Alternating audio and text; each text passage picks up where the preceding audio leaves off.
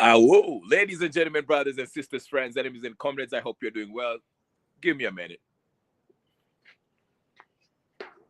Karibuni sana, karibuni sana. It's sunny. It's not as, I know this is unusual winter weather, but hey, I'm enjoying it while it lasts. So, karibuni, karibuni. This is Kenya Revolutionary with another session. I'll be very brief. I won't keep you so long because I'm freestyling my way through this. Like I say, I never write scripts on this. My videos, I just talk about off the top of the dome, okay?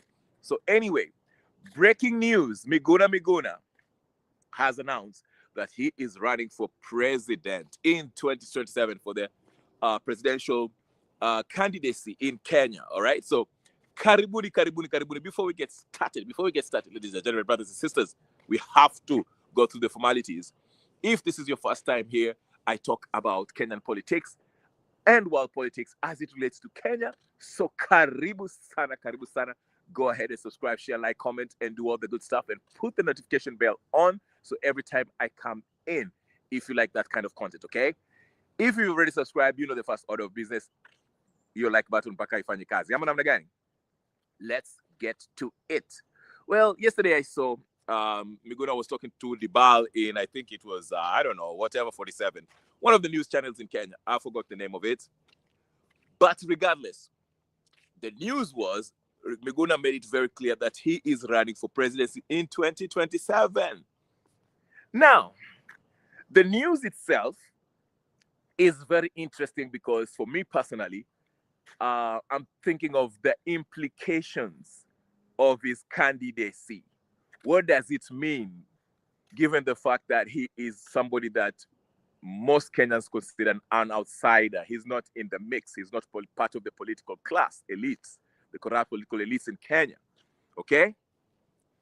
This makes it way too interesting, ladies and gentlemen. I don't even know where to start. You know what? I should have sat down and thought about this video and make some notes before coming in here. But I will just, like I say, I'll freestyle my way through this.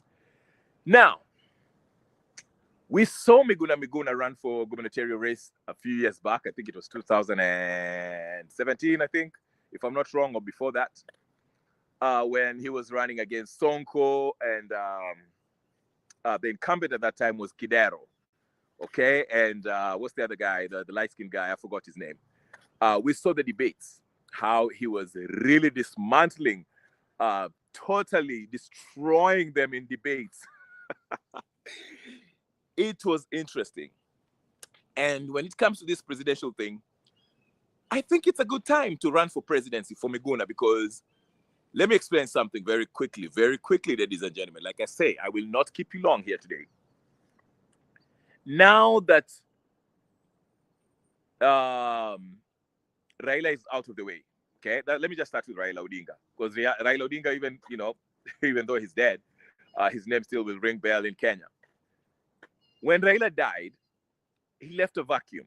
There's a huge vacuum. There's a huge space to be filled, okay, in the political space.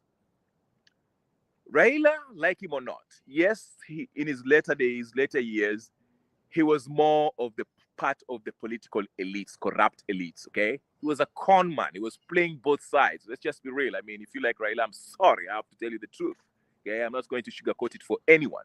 He was part of this game. He was playing around with Ruto and Kenyatta and all these folks. That's why he was getting involved with handshakes. He was featuring Wakina, that governor of, is it Kirinyaga, whatever the case is, Anne Waiguru, and others, okay? He was rubbing shoulders with characters that we know are historically corrupt, just like him. He was part of the corruption, okay? Now, the thing is, what really helped Raila is because his history, there was a huge number of people who still viewed him as this liberator, somebody who's still fighting for them. And that's what helped him have a lot of weight in Kenya. You know, and like I always mention, Raila was the last of a dying breed, okay? He was the last of that era, Yakina, Eugene Wamalwa, Martin Shikuku, Kenneth Matiba. You understand what I'm saying? The original opposition after, Kenya became multi-party democracy, whatever the case you want to call it. It's not a democracy, but I'm just giving that name for the sake of it, right?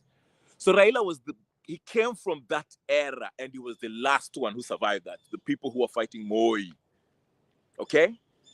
Now, if you look at the Luo Nyanza, of course, Raila was viewed as the kingpin, undoubtedly the kingpin, political kingpin of Luo Nyanza, the head of Luo community. His word was law, okay? And again, now he's missing. He's not there. He's dead. Rest in peace, okay? Raila is no longer with us. So not only did he leave a vacuum on the national front, in the national politics, he also leaves a huge vacuum in the Luo nation. I just had some reports yesterday that Babu Owino will be running for gubernatorial seat in Kisumu.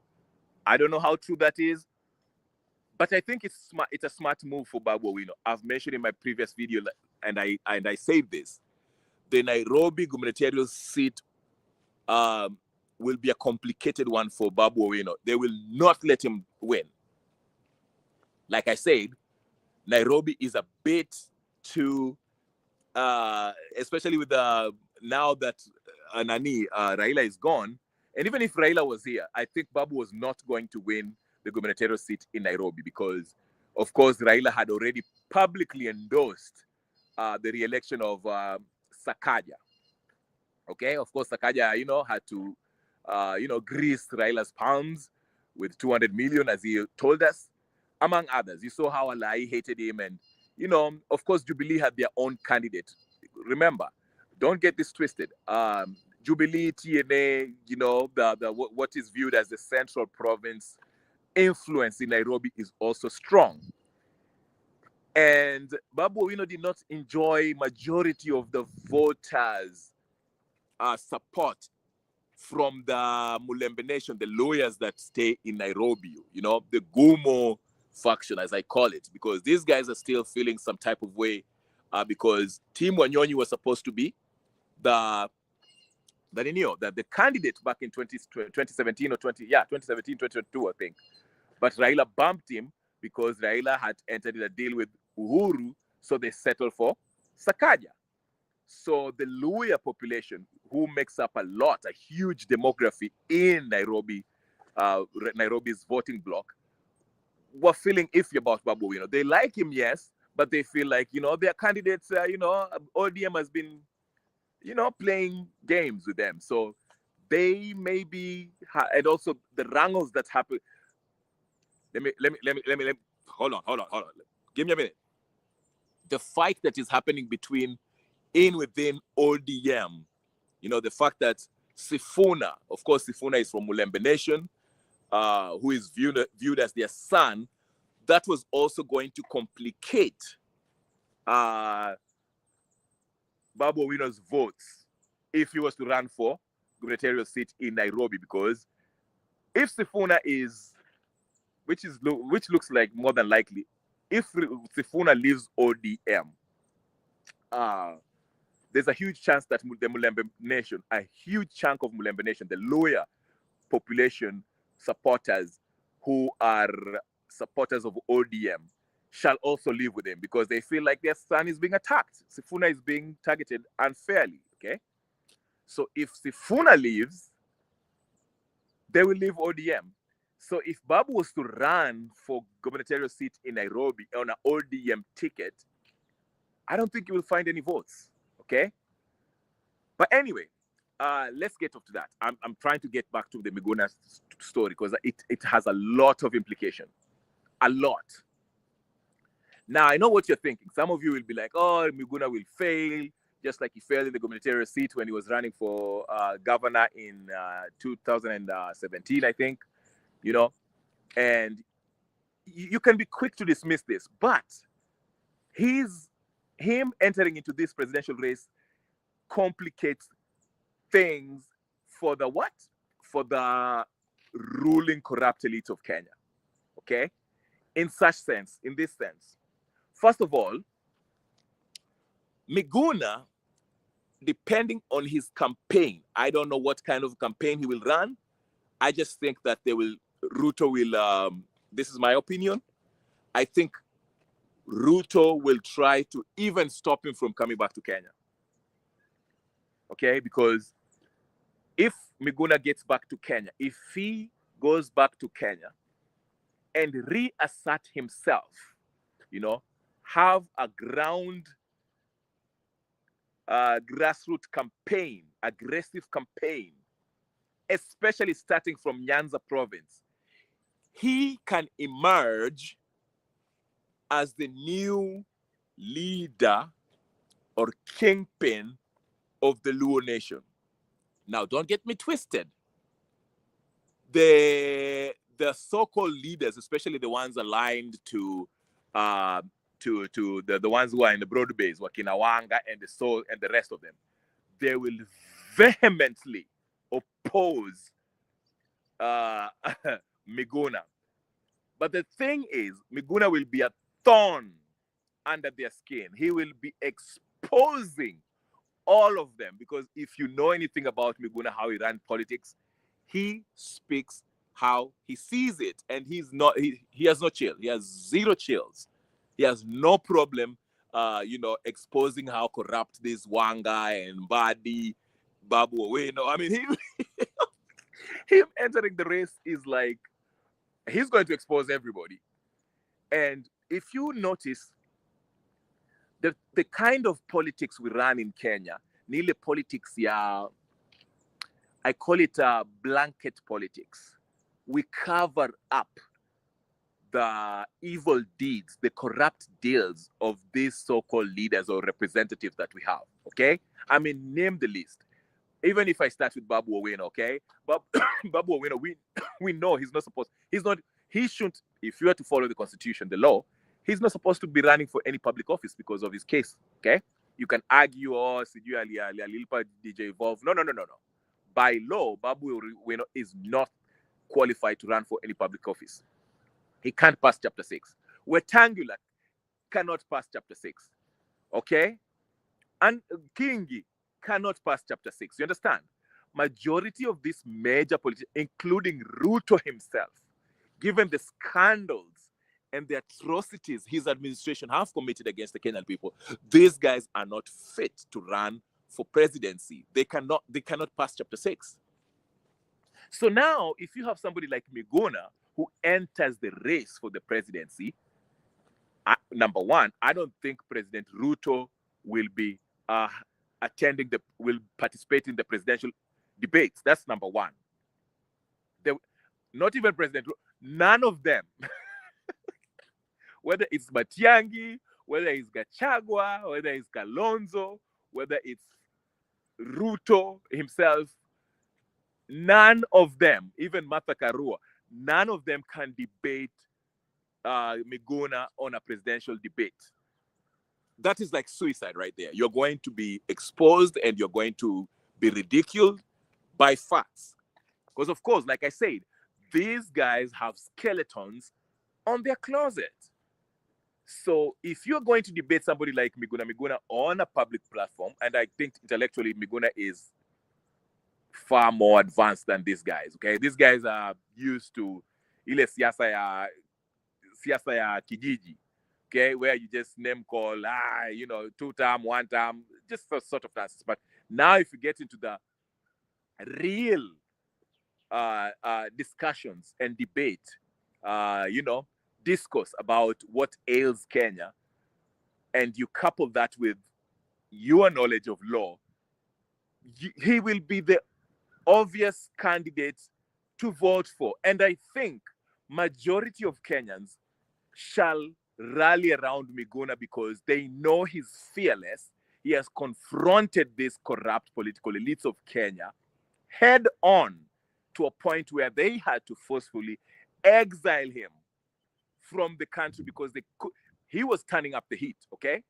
So with the advent of this silent opposition, the real opposition, which are the Kenyan people represented by the Gen Zs, Miguna, with his confrontational style of politics, will be a breath of fresh air.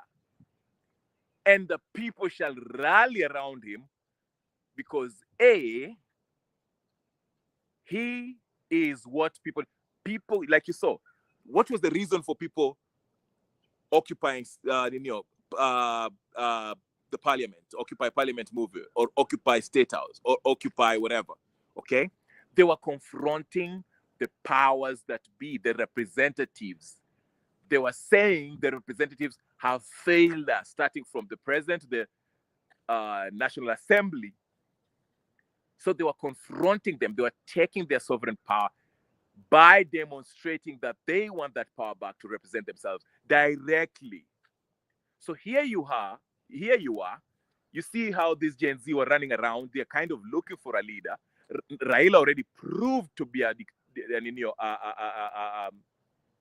disappointment after he went and alienda kashikana na Ruto in this broad-based government, okay? And that's where he wrote his political obituary, okay? So Raila was out of the way. Uhuru, we know the history of Uhuru. He's not somebody that anyone with a serious, sane mind can look at him and say, this guy is the guy. We saw his rule. He's part of Ruto's Nini, okay? Matiang'i, we all know that, okay? So you saw that the Gen Zs, while they were having a discussion looking for somebody to rally around, there was a point where people were looking at, what's this guy? The Busia senator. What's his name? Omtata, okay? Then Omtata also have some links with, the elites, political class. So he does not look steady, especially after that abduction of that young man. Was it Kibet or somebody like that? I forgot his name. That's when questions started arising about the Mumias Senator, Okiya Omtata. Now, Okiya Omtata, like I said, he speaks, if you notice, Okiya Omtata focuses strongly on the debt, public debt and finances, how the Kenyan finances are being misappropriated, looted, the whatever debt. He's like in the Jimmy Wanjigi category. In fact, Jimmy Wanjigi and Okiya Omtata has been working together. They are more focused on the debt, saying that we shouldn't be paying for the debt because, these debts were acquired illegally, these loans from IMF, the missing, I don't know how many billion, which is well and dandy. Like I usually say with the Safina party, they're not doing something different from what Ruto was doing in 2022. Ruto was telling us about what ails us. We as hustlers, we are suffering because, we are hustlers, our maninio, our dynasty ndio wanatufinya huku chini, and we bought that. But nobody was confronting power directly. You understand what I'm saying? Nobody was confronting, because in order to revolutionize the system, you have to be able to attain that power that gives you the authority to actually clean up the system. You don't do so by highlighting the financial misdeeds, telling us that wewe ukiingia hapo utasafisha the treasury. Oh, nitaweka pesa mfukoni and all this stuff. We do not care about that. We know it's a bunch of empty talk. That's why I have a problem with people like Willie Sotieno, wonderful young gentleman. But what he says is music to Kenyan people's ears. It sounds good, but it's not practical. Because you can say all this stuff, but if you look at Safina party, what gives them legitimacy? Do I really look at Jimmy Wanjigi as someone who really changed the system? No, he's been a beneficiary of this corrupt, elitist politicians, political class in Kenya. So how do I expect somebody who has made billions doing business with Moi, Kenyatta, and Kenyatta One to come in and change things and jail these people who have been borrowing illegally and, stealing our money? It does not make sense. So it's empty talk. Until we confront that, I'm not buying anything from Safina. That's why I see them as, in fact, Safina is like UDA 2022. You understand? So you can see the Gen Z looked at Omtata and they found Omtata to be saying wonderful things, but he doesn't have the oomph to confront Ruto head on in order to capture power or to have power, to give power back to the people or to empower the people.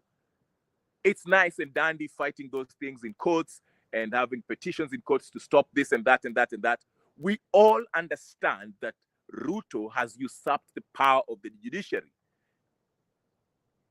and every independent, constitutionally mandated arms of government. We know and understand that. So putting these petitions might sound good on newspaper and might get you some, social credits and praise, but it's not where the real power lies, where the real power needs to be confronted and changed and taken down, teared down. You understand what I'm saying?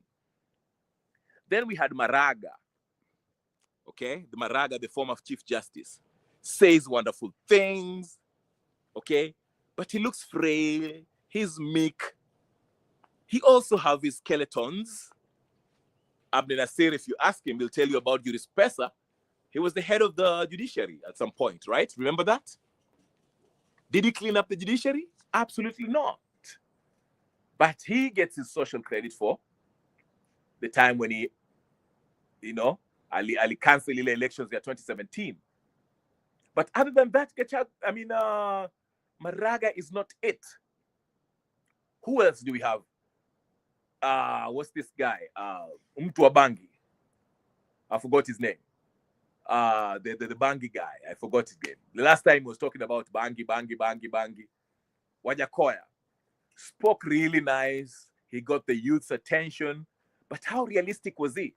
Then he exposed himself when he was the first one to go congratulate Ruto, say, "Huyu ni mwanamume kweli." In his speech, in closing speech before the elections, you heard him. He had to praise Israel. I would like to recognize Israel and what. Then we knew this guy is actually part of the political elites. He's connected to them.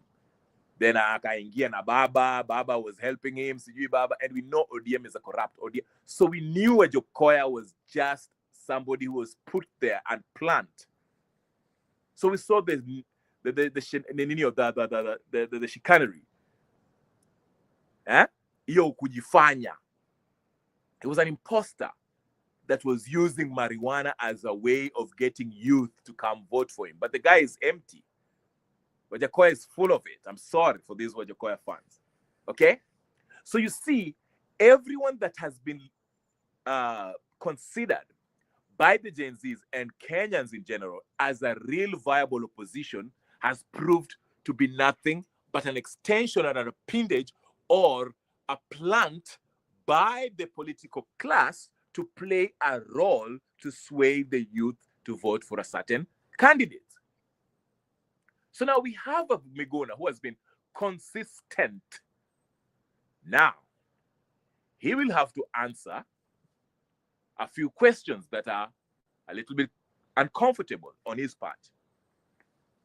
I understand his move when he went and, shook Ruto's hand. He explained himself, to be fair to him, why he went and supported Ruto. He explained to himself as to why, when Ruto kept his promise of, making sure that Miguna was to be returned, he did so. So he explained to himself on that front, okay? And he changed his mind, which is okay, but he has to make that clear to the public. But one thing that we cannot charge him of, and I'm talking about Miguna, is that he is not inconsistent. He has always been consistent in his stand when it comes to how to revolutionize the system, the corrupt system in Kenya. So let me bring it back so I can keep this video very short. I told you I don't want to make this a long video. My main point is this when it comes to Miguna's presidential candidacy. Okay? My main point is this. Him entering the presidential race will be a huge disruption to the corrupt political class of Kenya. Because number one, he will amp up the ante. He will bring the fire. Eh? He will bring the fire. He will arouse. He's a rabble rouser in that sense. Okay? People like Uhuru will be forced to shut up. Hiyo kufurisha hiyo tumbo yake and coming to public speaking about nonsense, we are not buying it. When Miguna steps to the stage, he will have to shut up. Matiang'i will have to hide under his desk, his bed, because there's nothing Matiang'i can actually debate with Miguna. We know what he did. Ruto will be exposed for his atrocities, his perfidies, his illegal abduction, extra-constitutional actions that he has been committing. Okay? Kalonzo, who has been playing the clean, nice guy, will be exposed for his corruption. His watermelon nature shall be brought to the fore. Martha Karua, the fake human rights advocate, shall be exposed for not only the money he receives from NGO to pretend to go disrupt the government of Suluhu. She shall be exposed. So you see, Gachagua, with his fake beef with Ruto, shall be exposed by Miguna for his tribal parochial vitriol that he spews anytime he has anytime he has the chance. So you can see that the entering of Miguna's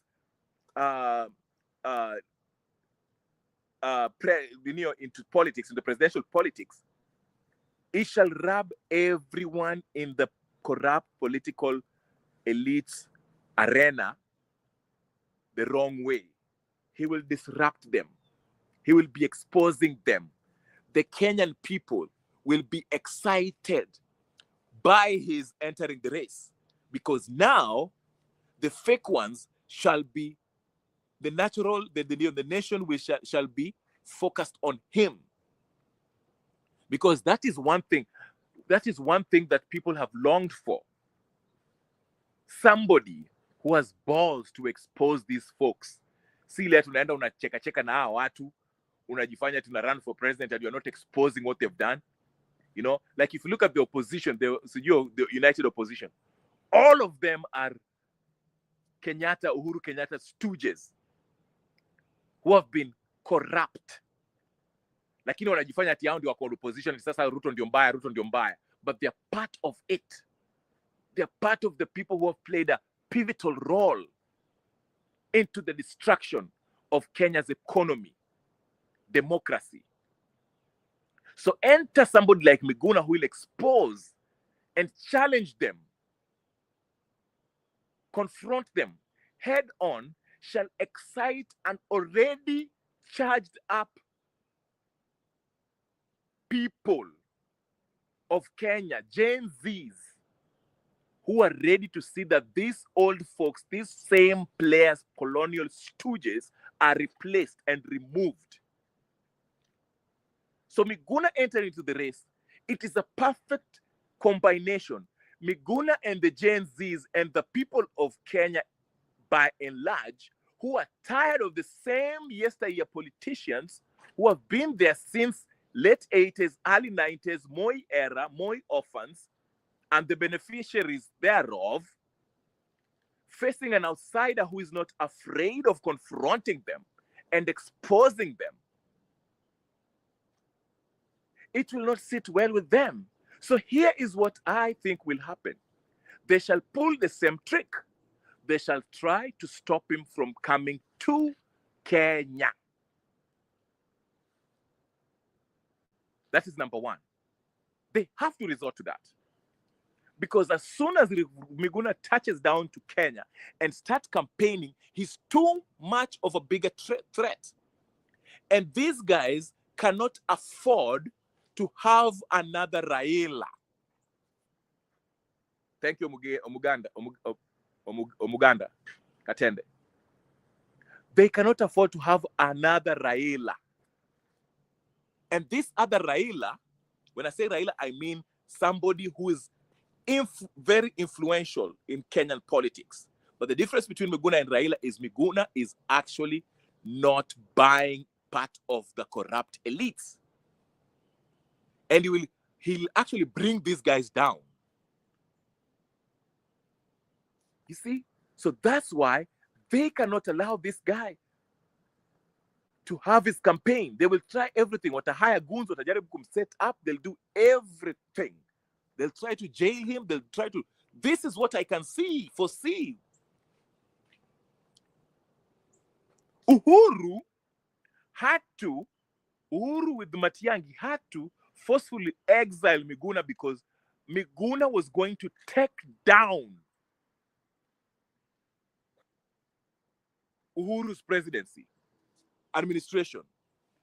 In fact, Raila is said conspired with Uhuru and Matiang'i to take out Miguna because if you remember, Miguna was becoming very powerful because even the supporters that wanted Raila Odinga to be sworn in, remember Raila Odinga was very reluctant about the swearing in.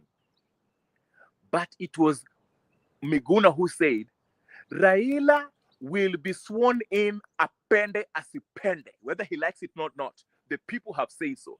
And if you hear what he said in the interviews, he has said the reason why Raila conspired with Uhuru and Matiang'i to forcefully exile him was because Raila is very insecure.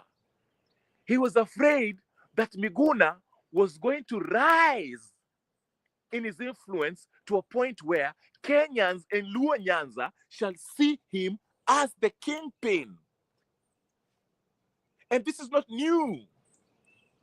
Raila hated Babu Owino because Babu Owino was the young king who was rising, popular with the young people. And they started doing what? Ostracizing him from the ODM party because Babu Owino was growing in stature and was going to get to a point where he was going to challenge Raila because Raila was getting old and people were looking at Babu Owino as somebody who is going to inherit the perceived kingdom of the Luo political nation. That's why you see ODM does not like Babu Owino, despite his whatever the case is. Okay? So it is not new that Raila Odinga did not want anyone to become bigger than him. He always wanted to maintain that popularity, influence.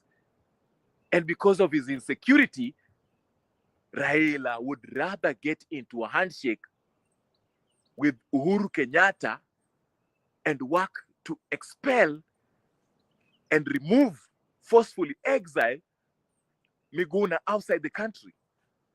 So now that Raila is dead and the Luo nation are all across the board, they're scattered. They're looking for where to go. Some are looking at Babu Owino. Some are wondering whether they should stick with the broad base. Some are looking at Orengo. They're all over the place. So if Miguna comes back to Kenya and has an aggressive grassroots campaign, he will automatically be seen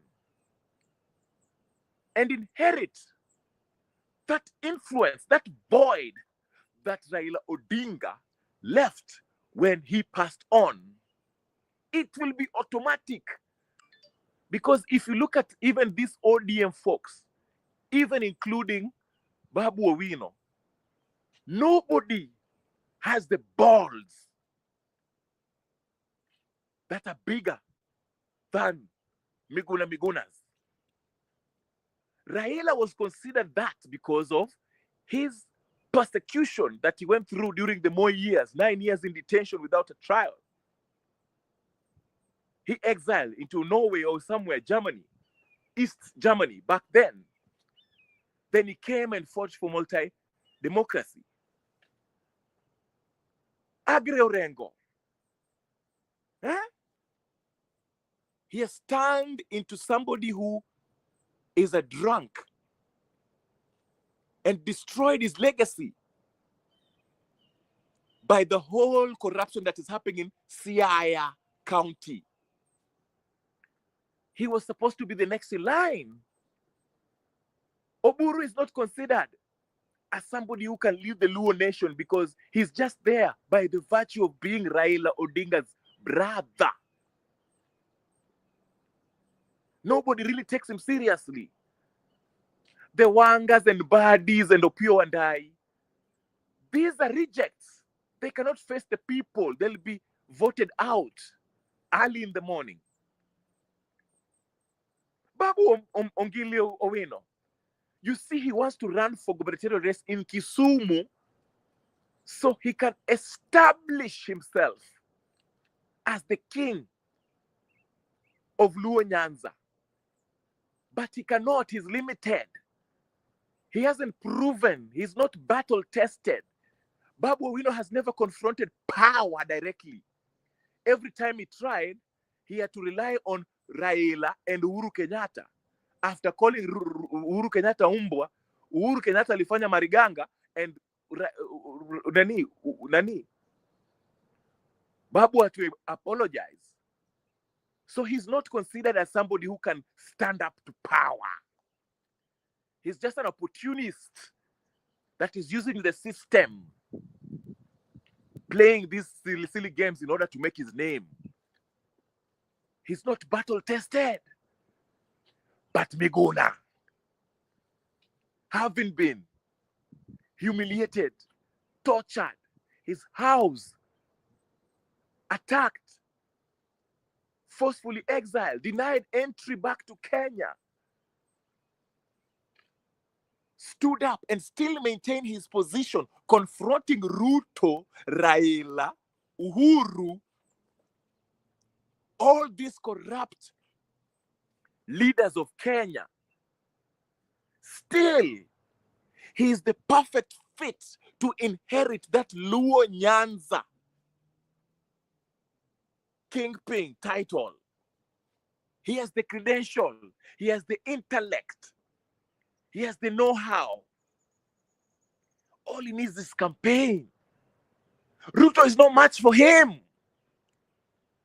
Uhuru is no match for him. Matiang'i is no match for him.